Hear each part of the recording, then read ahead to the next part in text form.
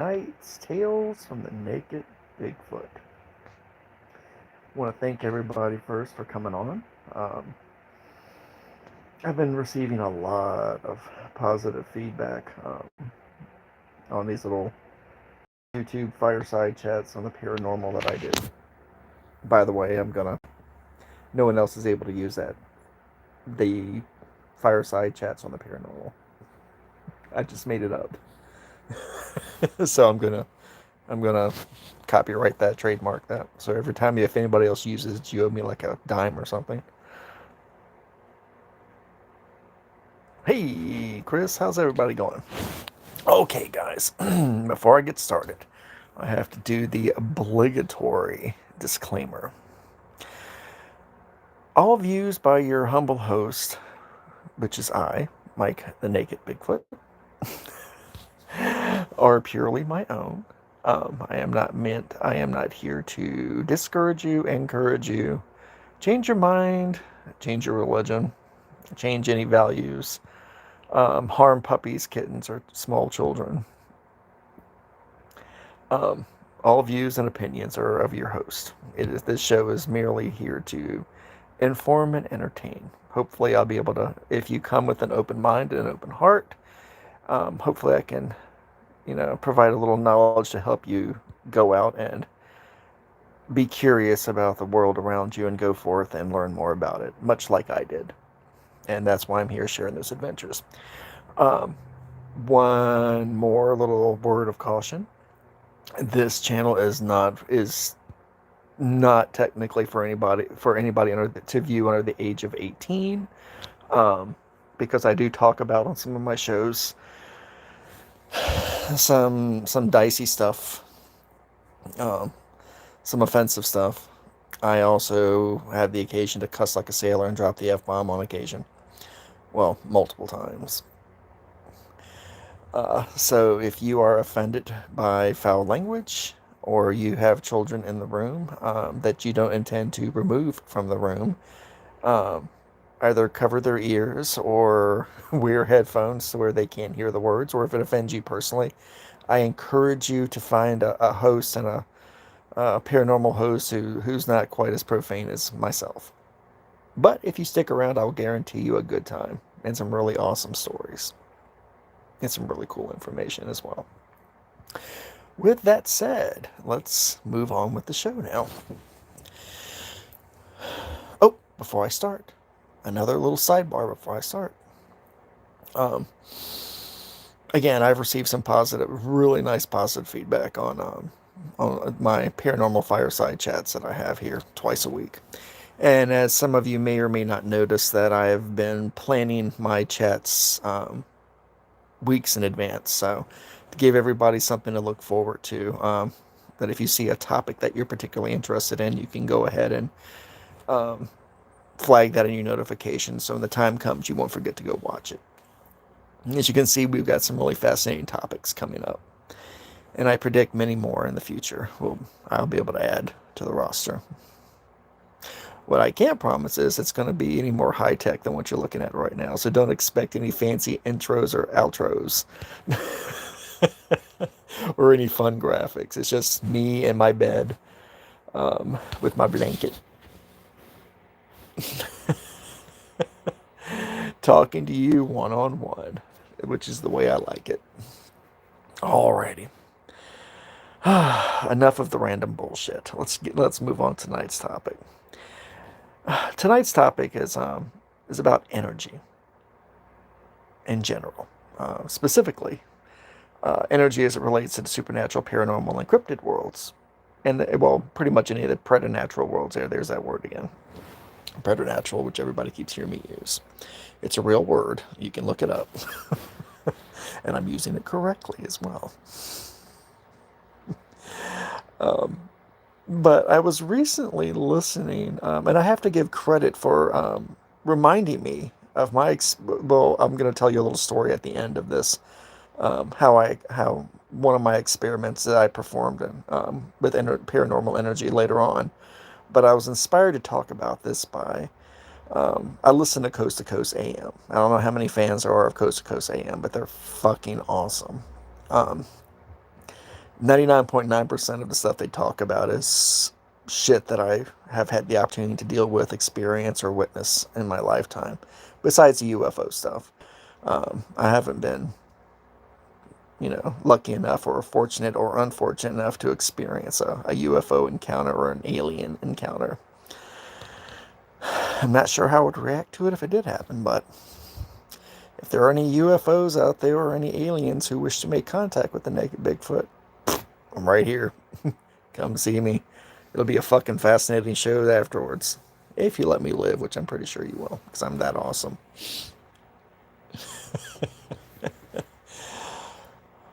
But we're going to be talking about one of their topics is this is a topic they cover a lot on their show is about spiritual energy and a ghost. We're talking about in the case of what they were talking about and some of what we'll be talking about tonight is that can a ghost die? Which I sat there and I thought, you know what? I would love ET to visit me.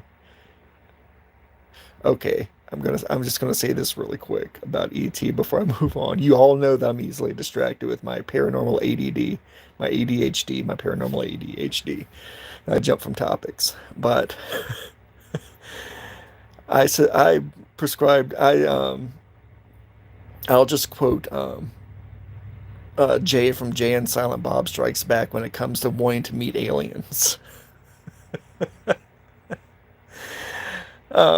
And Jay and Bob Strikes Back, Jay said he would definitely want to go into space and meet all kinds of new life and aliens and then fuck them. That line has always stuck with me because you know what? I'm with Jay. I would definitely try to shag my way through most aliens in the universe. So y'all just take that little bit of kernel of knowledge and stick it in your brains tonight as I'm having this conversation. Okay. Enough alien potty talk. Okay. Again, for those of you who love me, you know I've got that paranormal ADHD. I'm always bouncing around on different topics. I'm easily distracted. But what I was talking about, one of the favorite subjects I love listening to on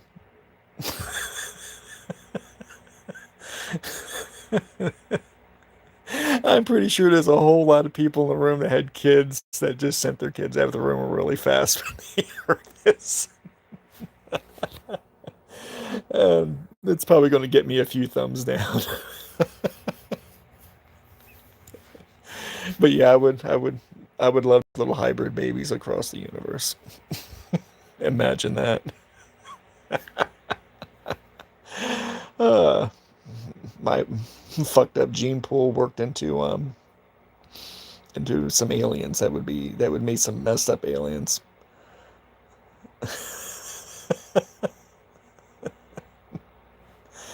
Okay, let me get back on topic. That was a really bad sidebar. That was probably it won't be the worst thing I say, but it's gonna be ranked pretty probably in the top five that you'll ever hear me say on YouTube, at least. If you ever met me in person, you'll hear a lot worse, trust me. No, no, Christine. It is alien and naked Bigfoot babies. You got to get that right. Imagine all the naked Bigfoot babies that are super horny and foul mouthed and are willing to encounter any other species to spread their galactic love. Okay, I gotta fucking stop. Gotta fucking stop. That I will. Okay, drinking game. Every time you hear me say that's a story, that's a story for another time. This is going to be a story for another time. Everybody take a sip of their drink. And those who don't know already about the drinking game, you'll hear me say a lot. That's a story for another time. And every time you hear me say it, do not drink and drive. Okay, that's my other disclaimer for the night. Do not drink and drive. Just take a sip of your drink, of your adult beverage. Or if you don't drink, tea. Oh, God. Okay.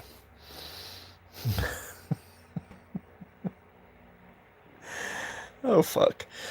You're not gonna kill me tonight. Oh, okay. And one of the questions they bring up, I know, look how quickly I transitioned. One of the questions that they, and one of the topics they frequently discuss on,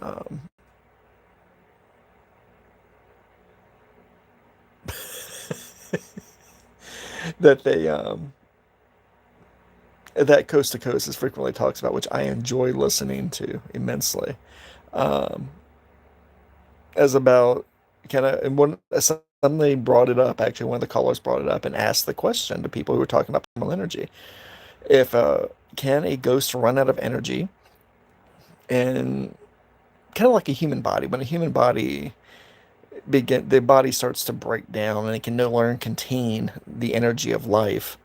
Um, when the body breaks down enough and it finally expires, that it releases that pent up that energy that was in that body back into the universe. Because I'm about to get a little scientific here for a second. We talk about the first law of thermodynamics and the conservation of energy. Energy can neither be created nor destroyed. It can only change form and can only be contained in a greater or lesser quantity at any one given time. Um, and those vessels are always finite. Another part of that, of the law of thermodynamics, is that the universe has a finite amount of energy. It has a constant um, set of energy. Um, like if you had to put a number on it, number 50. There'll never be 49, there'll never be 51. Energy would always be the number 50. It'll never change. Um, because energy, again, cannot be created and it cannot be destroyed. You cannot subtract energy from the universe and you cannot add energy to the universe. That's not already a part of it, if that makes sense. I know I had to go all college with that right there for a few moments, but yeah. And if you keep that in mind, if once human spirits, which are ghosts, and you'll hear me use the phrase once human frequently and often, if they are the energy, whether you can call it a soul, if you wish to call it that, or spirit of the person whose body gave out, whose physical organic machine gave out, and the energy was released from that organic machine back into the universe, back to that big ball, that big number 50 in the universe was released back to it. Um,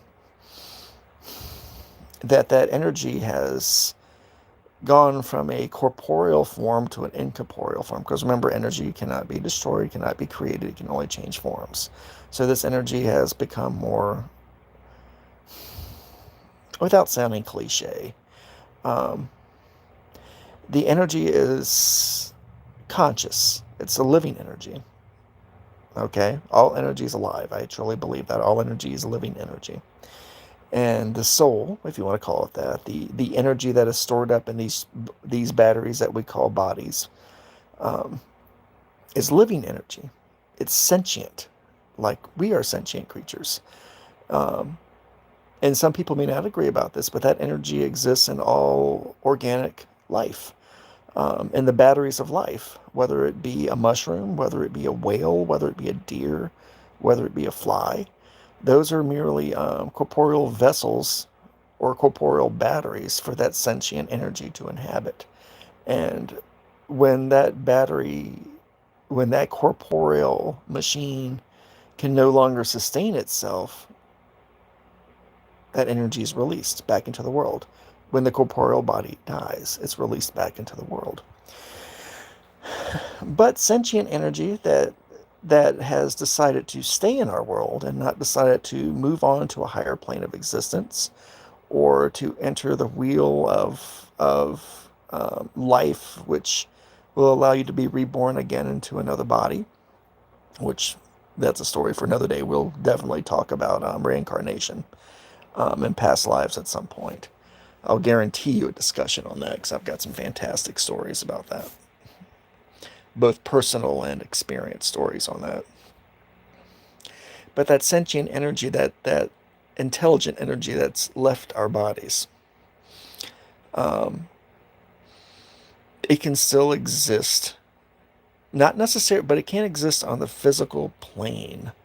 Um, because again, it doesn't have a body to be able to manifest and interact with the physical world unless it's given more energy from its surroundings to manifest, to be able to draw on that essence to create a body for itself, something that can be perceived in the mortal physical world in 3 dimensions. Cheers. Um, that energy, um, again, it waits. It doesn't dissipate at all. It is not destroyed. Um, there are different types of hauntings, as most people who are listening know about who do any paranormal investigations or paranormal research. We know there are different types of hauntings. There's residual hauntings, which are an energy echo. Um, it's not an intelligent echo. It's an echo of something that happened there at some point. Like if somebody playing the piano, it's an echo of a past life event that the energy of that event left an impression on the mortal world, and it repeats itself in an endless loop um, at whatever location that it's happening at. You'll always go there, and at some point, you'll hear a piano playing because that piano is always going to play. But there's nothing intelligent behind the energy there at all. It is merely on. It's merely an echo it's an autopilot echo, as if that makes sense to anybody. It's set on autopilot. It goes off at times in which it may get a little jump start of energy, and which will jump start the echo to start doing it again.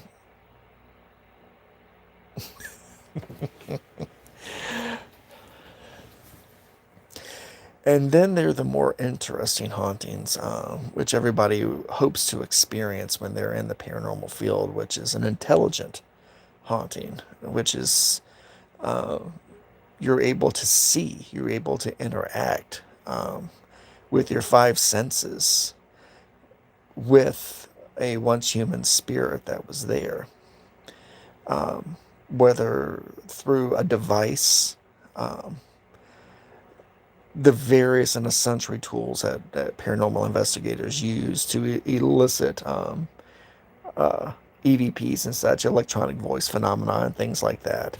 Um, REM pods for being able to acknowledge the fact that they exist when they reach out. If they can't speak, that's how they'll communicate to a REM pod, by touching it with their energy and setting it off.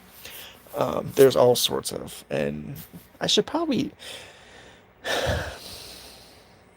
just really quick on a sidebar.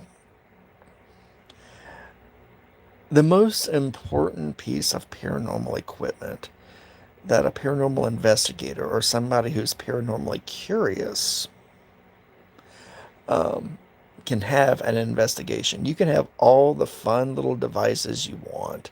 You can have all the paraphernalia, all the foci that you want. But the most important tool you can have is yourself, your body, um, and be of all your faculties when you go there. Um, and have your senses, your sense of smell, your sense of taste, your sense of hearing, your sense of sight, your sense of touch. That's the most important tool that any paranormal investigator or paranormally curious person can have. You can have all the electronic tools you want, but you'll never, ever. Well, yeah, you should have an open mind, Christine. That's very important. Is when you go in. Um, because believe it or not, emotions carry a certain amount of energy behind them as well. I'm glad you said that. And our brain, if you have to hide, you can be a doubter. You don't have to have it's nice to have an open mind, but it's really fun to go into situations to where you're Captain Bullshit Skeptic, because I love Captain Bullshit Skeptics. Because when they have their very first true encounter with something paranormal or supernatural that they cannot logically explain 100% away, that leaves an impact on them for the rest of their fucking life. I love Captain Bullshit Skeptics. I love bringing them into a supernatural setting and having them experience it themselves and sitting them down in front of it and letting that's how I a believer is that I experience it myself and start to see it myself with all my senses. I started to see it all myself. I wasn't a Captain Bullshit Skeptic. I was more paranormally agnostic. Yeah, that's another phrase that no one else is allowed to use. I'm trademarking that. Paranormally agnostic. And until I experienced it myself for the very first time. And I couldn't explain it away logically. Because logic and the paranormal don't go hand in hand. Sanity and the paranormal don't go hand in hand either, but that's a discussion for another day. Let's get back to energy. Say um, paranormally agnostic. You're allowed to use that, Papa Joey, but you have to footnote it every time you use it, saying, according to the naked Bigfoot, who uses the phrase paranormally agnostic. Um, Definitely footnote that. I've had a tremendously odd day today, so I'm wound up more than normally, so I apologize if I'm rambling more than normal and going off on tangents more than normal and not sticking to the subject. Okay, let's get back to paranormal energy in a situation. Um, the people who fall under the heading of parapsychologists or paranormal researchers, especially not investigators. There's a difference between paranormal research and paranormal investigation, but obvious from being different, words in the human language in the English language, but they are different things altogether. Because um, researchers are fanatics. They're fun. They're a lot of fun to be around. Paranormal researchers are a blast to be around. They're, and I think I probably 50% of of my paranormal being falls under the research thing because I'm a bit of a fanatic for gathering knowledge about paranormal activity and supernatural occurrences. So I fall under that heading a little bit myself. Um, but paranormal researchers, one of the fun things they love talking about is that locations that are haunted, not necessarily a house, they could be anywhere. There could be fields that are haunted. You name it, rivers that are haunted, bridges that are haunted, anything that has a haunting behind it. That if once the energy, the spirit left the body of whomever that was, for some reason it left a lingering shadow of itself here on the material plane. Um, ooh, oh shit, Papa Joey, you're about to make me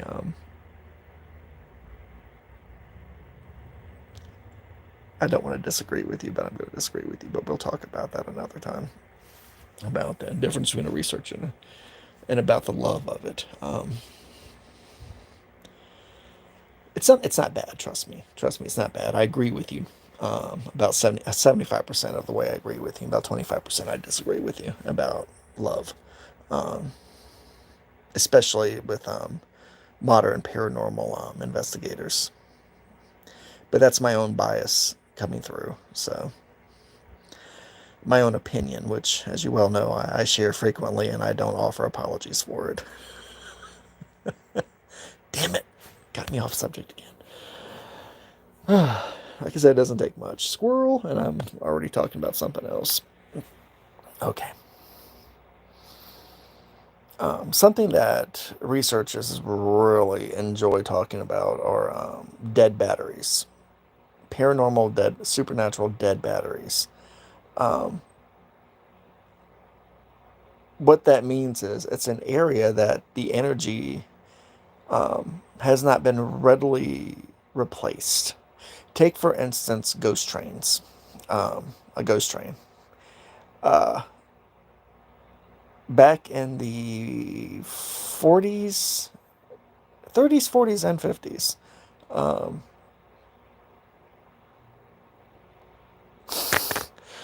um, if you go back and look at the literature and lore of ghost trains, for I'm just pulling that out of my ass as an example, so I can get off the ghosts. Ghost trains always have somebody that's driving the ghost train, so it does have a spirit that's driving the ghost train. So let's not talk about an inanimate object having life energy.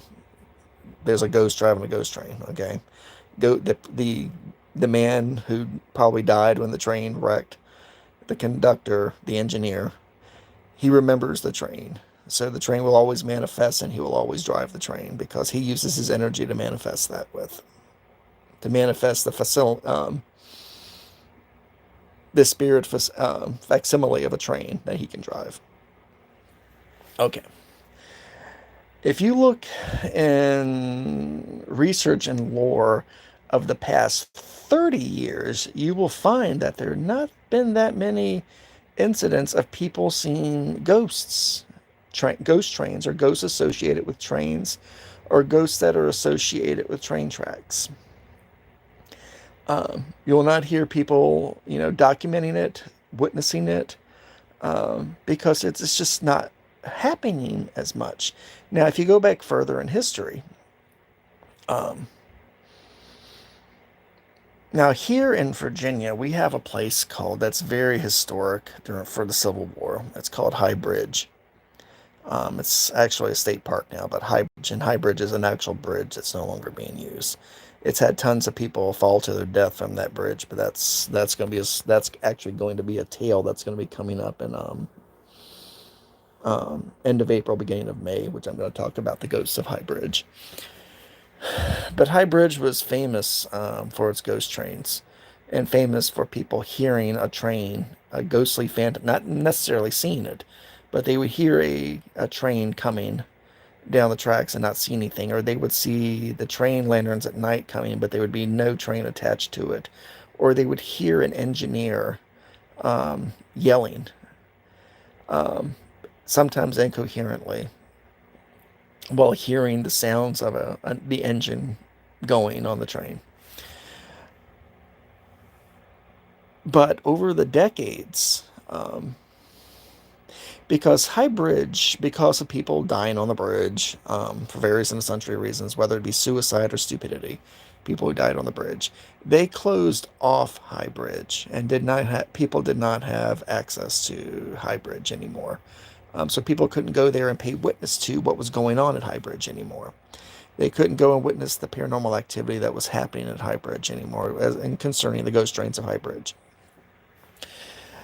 So over time, um, without people coming there, because remember, when we have a certain amount of energy um, that we're constantly putting off. Some people call it an aura. Um, some people call it mana. It has many names, but we have, being the walking organic, energy cells that we are, and power cells that we are, we're constantly putting off energy. And our energy can sometimes charge up a spirit. Let's say if that ghost train, the people running the ghost train, um, when they're in that situation, they're looking for it. Just them being in the vicinity of where it had been manifesting at you're producing enough energy for them to use to help bring together a corporeal presence here in our world. Like I said, it may not be, of something physical that you can see, but it could be something that you could hear, or you could smell the smoke coming from the engine, or feel the heat coming from steam from the engine. In some way, it's going to manifest there.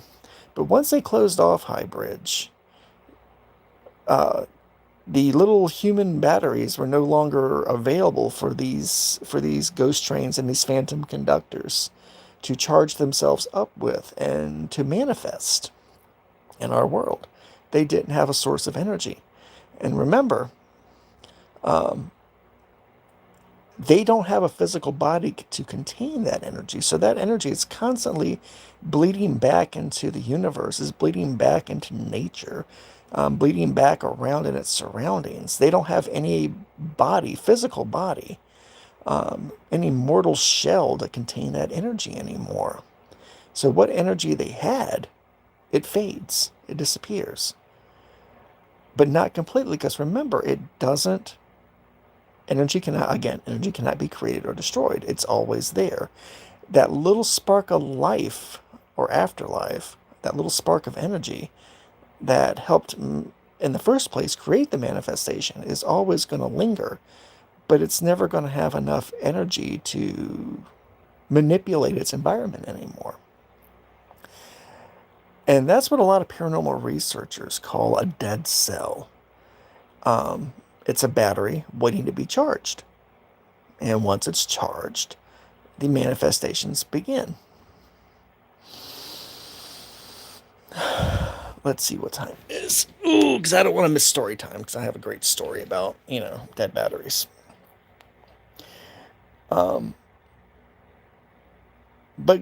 just covering that back, going back over that again, the phantom conductors and the ghost trains of High Bridge. Once the county and the state and the town, Prince Edward County and Farmville, once they, closed it off from the public, they, people didn't go out there anymore.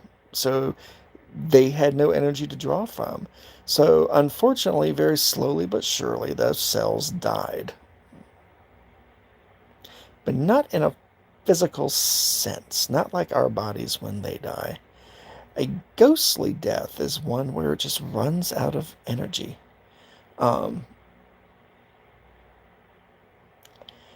It's like being in a complete state of ennui, without energy to excite you or to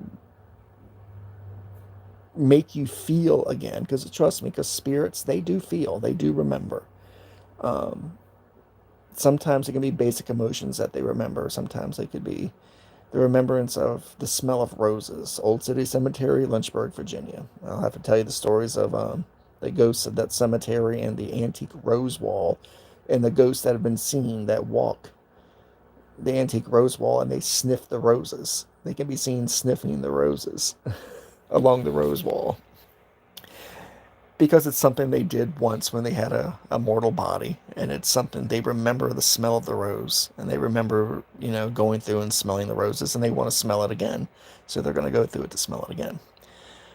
Yeah, I have so many freaking stories to share, guys.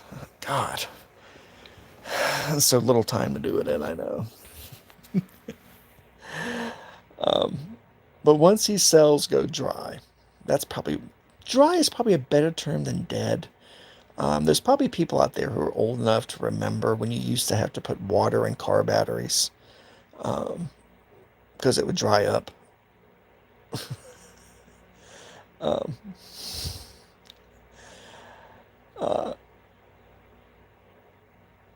Because without the water in the car battery, there would be no chemical reaction to create that would create the charge and the electricity to start your vehicle and have it continue running. Then again, I'm probably the oldest person right now, probably in the room, and probably one of the few people that remember you had to put water in car batteries at one point. And you used to, if you don't believe me, you can Google it. For you young people, you can Google it. It's actually, it used to be a thing when you had to put water in car batteries.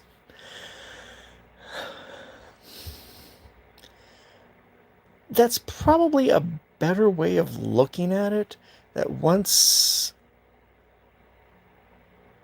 a ghost loses its charge, ah, once a ghost loses its charge, once it runs out of water, it can no longer interact with the world. Now, when you have a bunch of curious teenagers or paranormal investigators that come along, they pour water back into that battery, you know, and get that battery all charged back up again when they do that.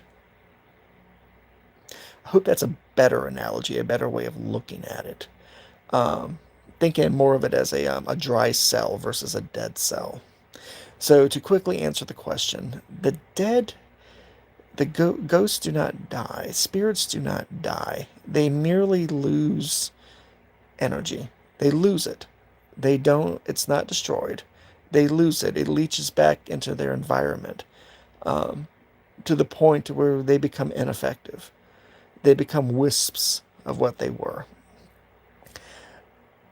But with the addition of more water in that dry battery, in that dry cell, that chemical reaction will begin again, and they'll be able to interact with the world like they used to.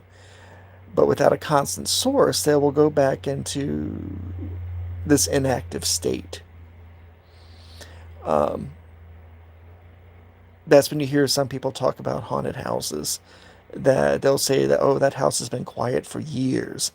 But then when a new family moves into the house, because the house has been abandoned for years and there's been no stories of activity in the house, but when a new family moves into the house, or suddenly the activity picks back up again.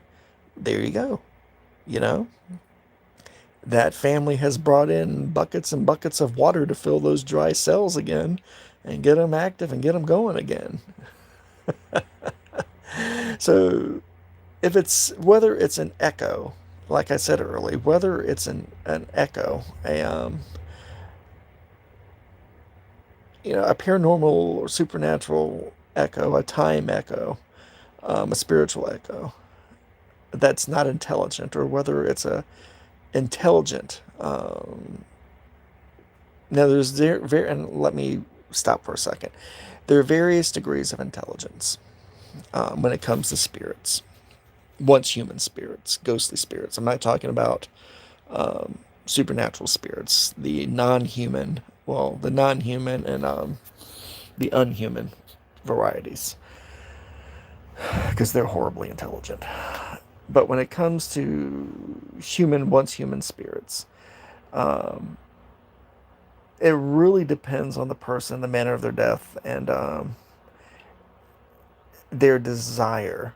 Because ghosts do have desires, they do have wishes. Um, if they took a moment not to move on to any type of afterlife, if they decided to stay in our world for whatever reason, whether through willpower, um, through heightened emotional states, through violence, um, through the longing of a loved one.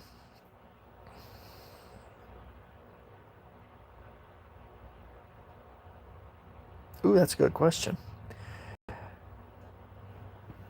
You're not going to like this answer, Christine, but that's a damn good question. If everybody sees that Christine just asked, I don't mind pausing on that question, because I've been asked that before about positive or negative energy, how they'll react to you.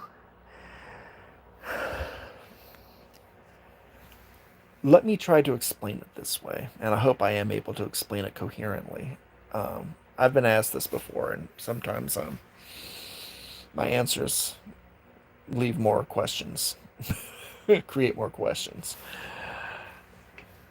But when you're dealing, and we're gonna stick to once human spirits. Um, with once human spirits, because they do remember their emotional state. They remember having emotions, anger, joy, love. They remember having this emotional state. And joy, and they emit, you exude different amounts of energy when you experience these heightened emotional states as a human being. When somebody's in love, people can feel it all around them. They can feel that energy. Your energy intensifies all around you. When they're angry, it's the same thing. You're emitting these powerful waves of energy all around you, but it's your perception of that energy is what either makes you smile and feel happy for the person or be afraid of the person. There's a very fine line, but it's your perception of that energy and the way that you're interpreting that energy is whether or not is how which determines how you're going to feel. Now, that same little bit of logic can be applied to one's human spirits. It's the intent of the energy that you're giving off. When you go into their space, it's all about intent and how they interpret that intent. If you go in, every time you hear put it this way, if you're a group of paranormal investigators or even a medium and you go into a situation, which is, there's crap shit tons of real activity, the real deal activity that's going on around you. Both intelligent, mostly intelligent spirits there while you're there. And you still need to get back to the definition of intelligence. That factors in energy as well. It's how they interpret that energy that you're putting off. They're going to use that energy to help them manifest more. They're going to take that energy away from you and remove it from your baseline energy reserves. And they're going to use it to interact back with you. Now, it depends on your intent. If you go in screaming your head off every time you hear somebody stomp hard because they're wearing cockroach stomping boots or something, and every time you hear it, you scream like an idiot and go, "Oh my God, that was a ghost stomping coming after me! Oh God, it's a demon! It's a demon!" Um, it's the intent of that energy that you're giving off. If you're giving off wild, and I'm not going to say negative, um, there in my mind there are two types of energy when you go into an investigation. It's not positive or negative energy. It's chaotic energy, just pure chaos coming off of you, or it's a calming energy that you exude. Chaotic energy is all over the place. It's not directed towards any one thing. You're putting off energy all over the place that's bouncing off the wall. If you're a once human spirit, if you're a ghost, it's like they took a penny and stuck it in a light socket and it's shooting fucking sparks all over the place. There's energy everywhere. That chaos energy that you're putting off, that chaotic amount of energy that you're putting off, is going to more than likely upset them. They're going to want you to stop fucking doing that. They're going to come at you to make you stop doing it. So you're not going to have a positive experience with all that chaos and all that chaotic energy that you're putting off randomly. If you walk in very calm, very collected, you're giving off a smooth, it's like turning on, think of it as a water faucet. Let's do that. Think of it as a water faucet. Um, or no, a shower head. When you turn on your shower, and it's one of those old shower heads that has all kinds of lime and heavy, you know, buildup inside of the holes around the head that the water comes out of. That water fucking shoots everywhere. It goes in every damn direction than what the direction it's supposed to go into. That's what I mean by chaotic energy. Now, if you go in calm, collected, and you maintain yourself both spiritually and physically when you go into a situation, that faucet, that shower head, is going to be a nice, steady stream of energy that you're exuding when you walk in. That's going to be very calming. That's going to be easy for them to reach out and touch and be able to communicate with you. It doesn't hurt them on a spiritual level as all that chaotic energy would, because it's backhanding them constantly and smacking them around the room, all that chaotic energy bouncing all over the place, because it's undirected crazy energy that they really can't latch onto and use to work to interact with you or to haunt you with. Does that help answer that a little bit? This explains energy a little bit too, how that works. Oh, shit. Okay, let me reiterate, and then I gotta tell you all the nightly story. God, I hope so, because you know I ramble, Christine. Shit. But yeah, I never use positive or negative energy unless I start talking about that, or a positive or negative emotional state, unless I'm talking about AM. Because remember, because some people, intelligent hauntings are fascinating. Because intelligent hauntings, okay, let me go over this really quick before I tell you all the story. Intelligent hauntings, again, involves energy, emotional energy. Um, the some ghosts, when they die, they they weren't the brightest bulbs in life, and you cannot expect them to be the brightest bulbs in the afterlife. But the only way that they can manifest themselves and work with you is to exude, heightened emotional states. Those are usually the scary hauntings that people go to, where something gets thrown, or something gets yelled in their ear, or somebody gets touched or felt up by a spirit. Those are usually the more emotional hauntings, and with emotional intelligence. Um, True intelligent hauntings are spirits that maintain their faculties. They transition literally from one moment being dead to standing to being a ghost. Those are the people who had their shit together in life and now have their shit together as a spirit. It doesn't mean that they're not an asshole as a ghost, but generally the ones who transition cleanly like that into a more intelligent, seriously, and that non-emotionally charged haunting, they're more willing to communicate with people. Now, I'm not saying they all want to communicate people. Some just want to be fucking left alone so they can haunt their area and exist the way they choose to exist in their afterlife. This is their choice of existence, and they want to be left alone. But if they choose to communicate, they can do it intelligently with you, and they can interact with you by connecting with your energy to help strengthen their presence on the mortal plane, on the physical plane, to be able to interact with you. God, I hope that made sense. But with that said, this story, because this is before I became one of the instances one of the incidents that happened to me before I went on my great spiritual journey and became a Hongan, a voodoo priest later on in life. And I was just screwing around with the paranormal supernatural, going out and having a good time while I was doing it, sometimes being scared shitless, sometimes being it, always being curious and wanting to know more.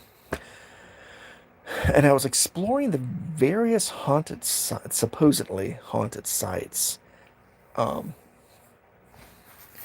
at some of the houses and some of the properties here in Virginia, especially in Southside Virginia. There are a number of haunted locations in Southside Virginia that are known locally, that are not known, nationally or worldwide, but they're actually very, very, very good places to go and investigate, and very good places to go and experience hauntings. Um, or to do, if you're conducting any kind of paranormal experiment, they're awesome places to go to. But there's a place in Southside Virginia. It's called Rice, Virginia. It's right outside of Prince Edward County, heading towards Richmond, the capital of Virginia. But it's called Rice, Virginia. It's a farming community, very old farming community that during the retreat, and for those who are not from the South, when we talk about the retreat, we're talking about the retreat of Lee's retreat at the end of the Civil War, where he went across the state and ended up in Appomattox County and surrendered in Appomattox County. Well, Rice, Virginia is a location of is one of the places he went through. General Lee went through during the retreat As he was retreating, the war was coming to an end, and he was retreating, and he was going to surrender eventually because the capital of Confederacy, Richmond, had fallen, and the retreat had started. God, the stories of the Civil War, I could tell you. That's actually one of my areas of expertise is Civil War impacts here in Virginia and Civil War medicine, era medicine. So that might be a fun story for another day too. Ah, I catch myself every time I say it. Um,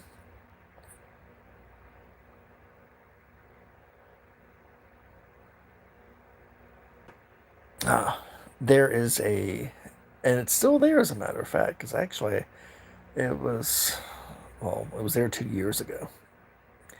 Um, it was called, it was a piece of property that was owned by Thomas Hines, and they had a reputation. The Hines family, the whole family did, because this generational farm, very few members of the Hines family ever left the farm. They built little houses all across their farm. They had a huge amount of acreage, and they built many houses across their property, and little, well, I shouldn't say houses. They were mostly shacks they built across their area. They started off as a very prosperous farming family, agricultural family, growing tobacco and mostly tobacco. But after the Civil War and the retreat, the main house was burned to the ground during the retreat, during Lee's retreat. When it came across that property, the house burned down. Uh, but before it burned down, the reputation of that family, um, there was a lot of incest and inbreeding in that family. Um, and I say that with a straight face because there's a lot in the South. There's a lot of that happened back during the pre and post antebellum times here in the South. Um, that led to that practice led to many tragedies in the family. One of the tragedies in the Hines family, one of the repercussions from the incest, the inbreeding in the family, is madness. The family was known for being batshit crazy, and still is. The remains of that family are still batshit crazy, completely crazy. And when I say crazy, we're talking dangerous crazy, um, violent, homicidal, sometimes suicidal, but mostly homicidal to each other for the most part, and very few times from outsiders. I had a great uncle Ray, um, who was my guide to that part of Virginia during this time. That he took me because when the main house was burned down, um, the property still stayed in the family, and they built smaller houses because it was 200. God, was over 200 acres of land. They built houses all across that land, and the families did, and they continue to live there on that property today. But the main house, which was a huge, massive house, um, was burned, but was not rebuilt after it was burned. Before it was burned, though, there were a number of murders that occurred in that house, mainly from family members, brothers and sisters. Um, they would kill each other. They'd go batshit crazy for whatever reason, and they would pick up an axe or a gun, or a knife mostly, and they would go to the bedroom of the they felt had wronged them, and they would fucking kill them, bloody, all over the place. Um, it got to the point that and I remember this was, you know, pre-Civil War going into the Civil War. The reputation of this family is that the local constabulary, the local law, got really tired of coming out there and arresting, you know, and the judges got tired of trying these members of this family. It got to the point where they just stopped. They just left them up on that property to kill each other. You know, it was no longer worth trying to stop them. There was no way to stop them. They were batshit crazy. There was no way to stop them from killing each other. So they let the murder continue on the property. God, the stories I can tell you about that time and the law at that time. Fascinating. Utterly fascinating. Um, and my Uncle Ray, after the house was burned to the ground, my Uncle Ray used to tell me the stories um, about how if you went there on certain times of the year to when it was called the foundation, the Heinz Foundation House. If you talk about it in Rice, Virginia, people will know exactly what you're talking about as the Heinz Foundation House. Because all that's left there is the foundation and the basement and the sub-basement to it. Well, the remnants of it over the years that are still there. But there were certain times of the year you could go there, and the house would not physically appear, but a spectral house would appear there. But if the house did not appear there, um, you could go into where the front door used to be at, and step into the areas where the foundation was around you, and you could hear these screams and the blood curdling screams and the cursing um, of the Heinzes killing each other in this house, which later on in life when I realized how supernatural energy worked, it kind of made sense to me, because if it was that amount of murder and that amount of insanity and just crazy energy being released by these people, it only made sense that it would stain the walls and stain the land with an echo of this violence and of this madness, that it would remain, this echo would remain throughout all time. Um, but they said you could never see it or hear it until you stepped across the door and stepped in there. At the time, I was just beginning to understand how, the supernatural worked and how the paranormal world worked. And I had heard the phrase, dead battery on more than one occasion. And in my mind, this place was a dead battery that would only get charged up if somebody walked into it during certain times of the year and provided enough energy for these manifestations to occur. Because nobody could drive down the road and they would see this or hear this. They would have to walk into the actual foundation of the building and hear the foundation of the house and hear and see it. Well, plus it was the family cemetery where they buried everybody, all the family members they killed. It does, Christine, because madness, especially madness. I'm glad you brought that up, Christine. I tell people that insanity, the reason why people always talk about haunted asylums, how, that asylums are so insanely haunted, usually not intelligently haunted, but haunted, is because madness is like paint. It paints a wall in layers. It paints an area around it in layers. Madness does. So does rage and anger. It just coats your environment around you, and that energy stays. It's not intelligent, though. It's just that emotional value that people experience when they walk into it, and it lingers. It lingers, and it fades and strengthens depending on the energy that it has access to. And that's how Foundation House was. My Uncle Ray finally took me there after I kept begging him and begging him and begging him to take me there. He brought a gun with him too, because he was afraid that he may encounter some of the old Hines family there on the property still.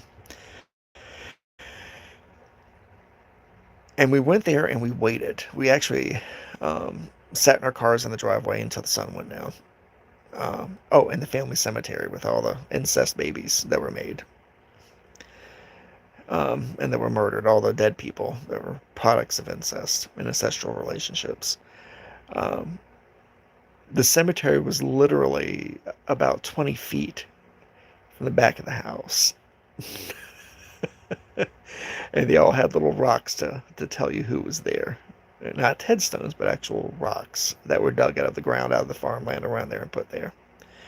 Um, and they would always scrawl their name on a piece of wood and keep it there. And when it rotted away, they would put it, if they could remember who it was, they would put their name on it again and put a piece of wood there again with it. Fascinating. Utterly fascinating.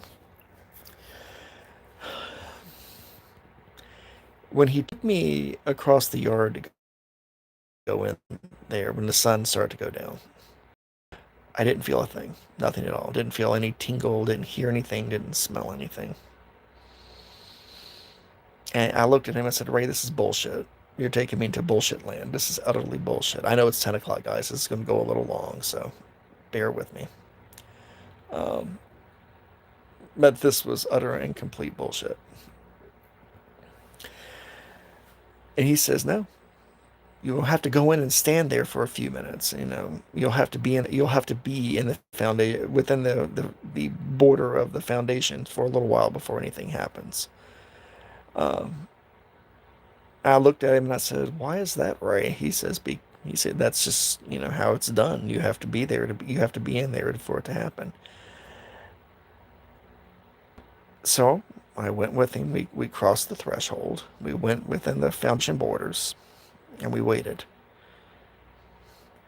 Um, Ray was having the time of his life. My Uncle Ray was having the time of his life. He couldn't wait. He was giggling like a schoolgirl because he wanted me to see something. Because apparently he'd experienced something when he was a kid and came there to the foundation house. And I waited for. I mean, we literally sat there on a pile of rocks for about 4 hours. And then that's when I began to smell something. Um, it was burning wood and gunpowder at first. Like a faint whiffs of it would go by my nose. And then I kept hearing the word. I kept hearing something. It sounded like it was saying bastard. And then I smelt. You can smell blood, fresh blood especially. And, my parents slaughtered, and I continued the tradition of slaughtering animals, especially pigs, for food and for meat. It smelled very, very strongly of pig's blood. That's the only way I can describe it. Like freshly slaughtered pigs that was there on the property, that was there in the foundation. And I again kept hearing the word bastard, bastard, and the hairs across my body were standing on end. And I got goosebumps from head to toe from it, and it felt like the atmosphere around me became electrically charged, like somebody had rubbed 1,000 balloons on me, and they were all sticking to me. And if I tried to touch them, they would shock me. That was the kind of, right before a thunderstorm hits, where the atmosphere just feels charged, like something bad's about to happen. You can feel the energy building in the atmosphere around you and all around you, and you know that something bad's about to happen. Well, that's how I was feeling there because it kept building. The smells were becoming more intense. Um, the wind actually picked up quite a bit too, and it was a cloudless night, so I had no idea where this damn wind was coming from. There was no sign of a storm anywhere. Um, and I started to hear very faintly after the word bastard was spoken. It was male and female voices, but you could not hear what they were saying. But they were screaming at each other. If I say whisper screaming, I hope people understand that term, whisper screaming. And that's what it sounded like to me. Something was whispering and screaming at me at the same time. And I felt tired. I wanted I wanted to leave. I was getting scared. But at the same time, I couldn't will my feet to move.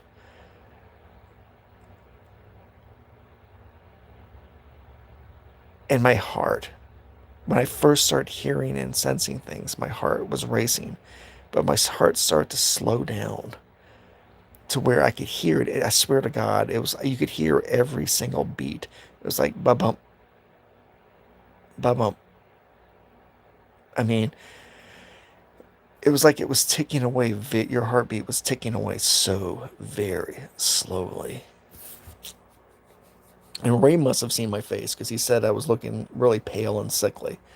And he grabbed me. He says, "Have you had enough yet?" And I looked at him and I went, fuck yeah. And he actually took me by the arm and took me out of there. And once I stepped over the threshold and left out of there, I felt fine. I couldn't smell anything anymore. I couldn't taste blood in my mouth anymore. I couldn't hear anything anymore. It was gone. But as he was taking me across the threshold, and we were leaving off of that pile of rocks and taking me across the foundation, for the briefest of flickering moments, I swear to God, I saw a pine floor, a handmade, hand-hewn pine floor manifest at my feet. It just blinked like that. It just blinked and shimmered for a second. It was gone. Like it was there for a moment and he was gone. When he took me outside of the foundation, he looked at me and says, "Did you see the floor?" And I went, "God damn, Ray, really?" But that scared the ever-living shit out of me. And it was later on that I had realized, once I started my research and my investigations more seriously and more diligently, um, that house, that foundation, was a dead cell, was a dry cell. And that you would have to go in there and pour your water, pour your energy into that dry cell and wake it up. And that's exactly what the fuck happened. And he said it would happen every time somebody did that. He said, but it only happened, and this is what was interesting, which I've never been able to quite explain. I have some theories, but he said it always happens in spring and it always happens in fall. It never happens in winter, never happens in summer. But I have a different theory about that, and that'll be for another show completely. Well, guys, let me wrap this up. I want to thank everybody for coming out again. It was a lot of fun. If you like what you saw, what you heard tonight, hit the like button. If you have any comments, please leave a comment. Any constructive criticism, feel free to leave it. I'm not easily offended at all. If you disliked it, tell me you disliked it. Tell me what you didn't like about it. I can make it better next time. If you want to follow me on Twitter, yay. If you want to follow me on Twitter, it's at VoodooMan3. Or if you just search, if you Google search Mike the Naked Bigfoot, it'll pull me up because apparently I'm a popular Google search. So you can pull me up through Google and access my Twitter account, which sometimes it's got a lot of fun supernatural stuff, some horror movie stuff, some scary stuff, but mostly it's lighthearted and humorous. But you'll always see updates that are going on both in my life and on my YouTube channel. Please, if you don't already subscribe, please subscribe for more awesome content. And everybody, have a really awesome, great night until we meet again.